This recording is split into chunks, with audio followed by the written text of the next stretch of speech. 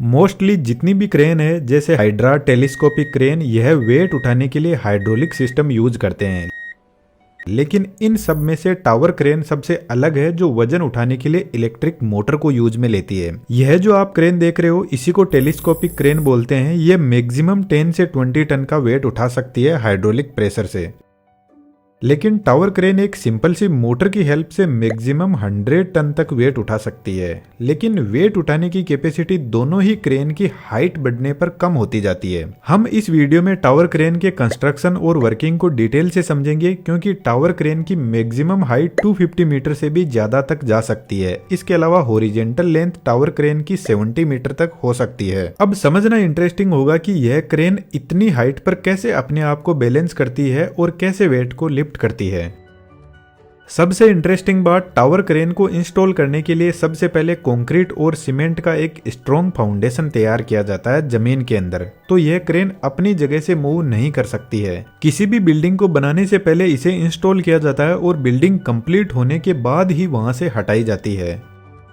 Foundation तैयार करने के बाद टेलीस्कोप क्रेन की हेल्प से क्रेन को बिल्ड किया जाता है। मेन टावर के एक एक ब्लॉक को उठाकर एक के ऊपर एक को सेट किया जाता है। यह जो ब्लॉक है इनको मास्ट बोलते हैं। लेकिन अभी मैंने बताया कि टावर क्रेन तो 250 मीटर से भी ज्यादा हाइट तक जा सकती है, लेकिन टेलीस्कोप क्रेन तो इस टावर क्रेन को 15 से 20 मीटर तक ही बिल्ड कर पाएगी और इतनी ही हाइट पर क्रेन को पूरा बिल्ड कर देगी। उसके बाद में टावर क्रेन खुद अपने आप की हाइट को बिल्डिंग की हाइट के साथ साथ में बढ़ाती जाएगी। सबसे पहले हम टावर क्रेन के ऑपरेशन को समझते हैं, उसके बाद में यह कैसे अपनी हाइट एडजस्ट करती है उसको भी डिटेल से समझेंगे। टावर क्रेन कुछ इस तरीके से टर्न कर सकती है और क्रेन को टर्न करवाने के लिए यहाँ पर powerful slip ring induction motor लगी रहती है। स्लिप रिंग इंडक्शन मोटर की खास बात है, जरूरत पड़ने पर मोटर के टॉर्क को एक्सटर्नल रेजिस्टेंस की हेल्प से बढ़ाया जा सकता है, जिससे क्रेन और ज्यादा पावरफुल बन जाएगी। यहाँ पर यह जो बड़ा गियर लगा है जिसके ऊपर पूरी ऊपर की क्रेन रोटेट कर रही है, इसको टर्न टेबल बोलते हैं। अब यहाँ पर लगी मोटर क्रेन को कितना ही रोटेट करवा सकती है। तो क्रेन 1.5 राउंड कंप्लीट कर लेती है तो यहाँ पर एक लिमिट स्विच लगा रहता है जो मोटर को बंद कर देता है, क्योंकि क्रेन अब ज्यादा रोटेट करेगी तो इलेक्ट्रिसिटी की सारी केबल्स टूट जाएगी। फ्रंट साइड में क्रेन की जिब होती है जिसकी लेंथ 70 मीटर तक हो सकती है और जिब को बैलेंस करने के लिए पीछे की साइड में काउंटर जिब लगी रहती है, जिस पर काउंटर वेट भी लगे रहते हैं क्रेन को बैलेंस करने के लिए। और क्रेन की जिब और काउंटर जिब को सपोर्ट करने के लिए पेंडेंट लगे रहते हैं जो टावर पीक से जुड़े रहते हैं। क्रेन का सेंटर ऑफ मास इस मेन टावर पर होना चाहिए, अदरवाइज क्रेन अनबैलेंस होकर गिर जाएगी। लेकिन टावर क्रेन में बहुत हेवी काउंटर वेट लगा रहता है, 15 से 20 टन मानकर चलो। तो जब क्रेन अनलोडेड कंडीशन में होगी तो काउंटर वेट क्रेन को स्लाइटली अनबैलेंस भी करता है। क्रेन की जिप पर एक ट्रॉली लगी रहती है जो जिप पर लगे ट्रैक पर आगे पीछे मूव कर सकती है। ट्रॉली में टायर लगे रहते हैं जो ट्रैक पर कुछ इस तरीके से चलते हैं। ट्रॉली को आगे पीछे मूव करवाने के लिए एक मोटर लगी रहती है। यह मोटर ड्रम को रोटेट करवाती है और ड्रम रोप की हेल्प से ट्रॉली से जुड़ा रहता है। यहाँ पर रोप का मैकेनिज्म थोड़ा अलग टाइप का होता है। इस ड्रम के ऊपर 2 रोप होती है। जब एक साइड की रोप ओपन हो जाती है तो दूसरी साइड की रोप ड्रम के ऊपर कलेक्ट होती जाती है। रोप का मैकेनिज्म कुछ इस टाइप का होता है। एक साइड की रोप इधर से जाते हुए ट्रॉली से कनेक्ट हो जाती है और दूसरी साइड की रोप भी ट्रॉली से कनेक्ट रहती है, जो जिप पर ऐसे चक्कर लगाते हुए वापस ड्रम के पास में पहुंचती है। तो जब ट्रॉली आगे की तरफ जाएगी तो यह वाली रोप ट्रॉली को आगे की तरफ पुल करेगी और ड्रम पर कलेक्ट होती जाएगी और दूसरी वाली रोप ओपन होती जाएगी। जब ट्रॉली पीछे की तरफ आएगी तो अब की बार यह रोप ड्रम पर कलेक्ट होगी।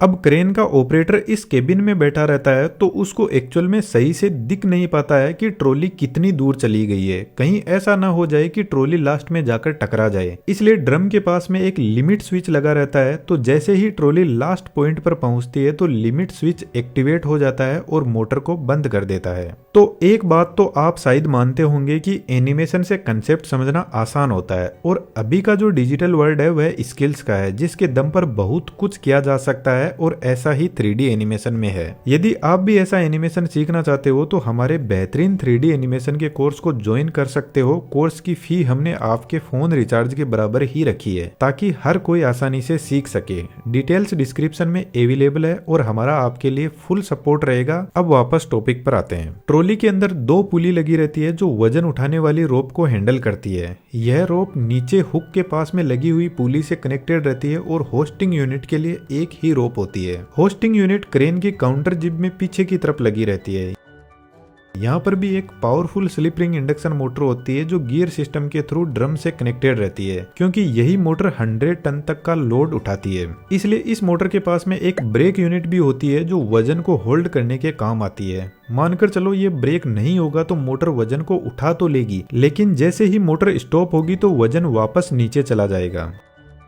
होस्टिंग रोप टावर पीक से होते हुए मास्टर पुली तक पहुंचती है। इसको मास्टर पुली इसलिए बोला जाता है क्योंकि इसमें कुछ ऐसे सेंसर लगे रहते हैं। जब क्रेन ओवरलोड होती है तो वेट का लोड इस पुली पर भी पड़ता है, जिससे क्रेन को ओवरलोडिंग से बचाया जाता है। यहाँ से रोप जाती है ट्रॉली की पुली के पास और यहाँ से होते हुए हुक के पास पहुंचती है और वापस ट्रॉली से होते हुए जिब के एंड पॉइंट पर रोप को परमानेंटली टाइट कर दिया जाता है।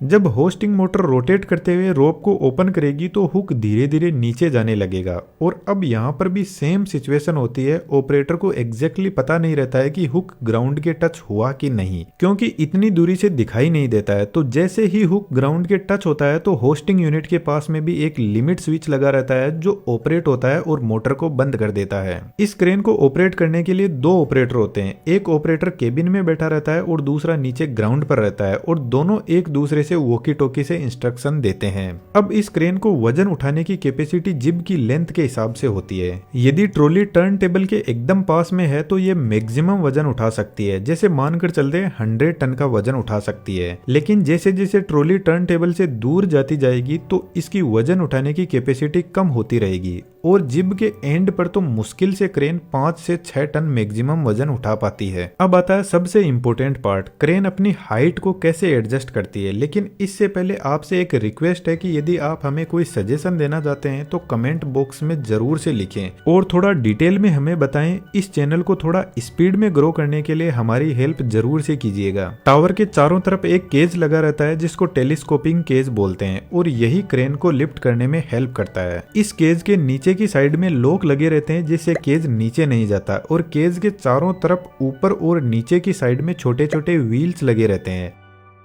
जब क्रेन को लिफ्ट करना होता है तो टर्न टेबल के यहाँ से नट बोल्ट ओपन कर देते हैं और टर्न टेबल को केज के इन पॉइंट पर सेट कर देते हैं। अब यहाँ से ऊपर की पूरी क्रेन का वेट केज पर आ जाएगा। अब सबसे पहले क्रेन नीचे से एक मास्ट उठाकर लाती है और केज पर रख देती है। इसके बाद में एक और मास्ट को उठाकर बीच में रखती है ताकि जब क्रेन अपनी हाइट एडजस्ट करे तो वेट को भी बैलेंस इस वाले मास्ट से किया जा सके, क्योंकि अभी मैंने बताया था क्रेन अनलोडेड होगी तो काउंटर वेट क्रेन को अनबैलेंस करता है। केज के अंदर एक हाइड्रोलिक पंप लगा रहता है जो इस पूरी क्रेन को ऊपर लिफ्ट करता है। इस पंप के यहाँ पर एक लिफ्टिंग रोड लगी रहती है जिसको क्रेन को उठाने से पहले इस रोड को टावर के इन लॉक में सेट कर दिया जाता है। केज के अंदर इस हाइड्रोलिक पंप को उठाने का पूरा मैकेनिज्म होता है। यहाँ पर एक मोटर लगी रहती है, तो जब मोटर स्टार्ट होती है तो पंप धीरे धीरे ऊपर उठना शुरू करेगा और क्रेन को ऊपर उठाता रहेगा।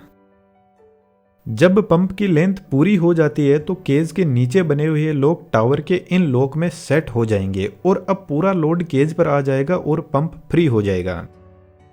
अब पंप को वापस इस ऊपर वाले लॉक में सेट किया जाएगा और पंप फिर से क्रेन को ऊपर लिफ्ट करेगा। एक मास्ट को सेट करने के लिए पंप 2 बार लिफ्ट होता है, तब जाकर केज के अंदर मास्ट को सेट करने के लिए जगह बन पाती है और मास्ट को इन टायर की हेल्प से केज के बीच में लाया जाता है और फिर टायर को निकाल दिया जाता है साइड में। क्योंकि यह मास्ट बहुत हेवी होते हैं इसलिए हमारे बस की बात नहीं है कि इसको उठाकर बीच में लाया जा सके। मास्ट केज में आने के बाद नीचे के बोल्ट को सेट कर दिया जाता है। अब यदि क्रेन को और ज्यादा लिफ्ट करना है तो यही प्रोसेस फिर से चलेगी और क्रेन को लिफ्ट नहीं करना है तो ऊपर टर्न टेबल के कनेक्शन केज से हटाकर टावर से कर दिया जाता है नट बोल्ट की हेल्प से। अब यदि टावर क्रेन बहुत ज्यादा हाइट पर चली गई है तो इसको सपोर्ट की जरूरत पड़ती है, तो बिल्डिंग के कॉलम के साथ टावर क्रेन को कनेक्ट करके बीच बीच में सपोर्ट दिया जाता है। जब टावर क्रेन बहुत ज्यादा हाइट पर होती है तो यहाँ पर एयर के साथ में कॉम्प्रोमाइज करना बहुत जरूरी है। यदि विंड की स्पीड 40 किलोमीटर पर आवर से ज्यादा है तो टावर क्रेन ऑपरेट करना सेफ नहीं है। इसके अलावा जब आंधी तूफान जैसी सिचुएशन होती है तो टावर क्रेन गिर सकती है, इसलिए जब क्रेन बंद रहती है तो उस कंडीशन में क्रेन को फ्री कर दिया जाता है मोटर से, ताकि विंड की डायरेक्शन में क्रेन अपने आप को रोटेट कर सके।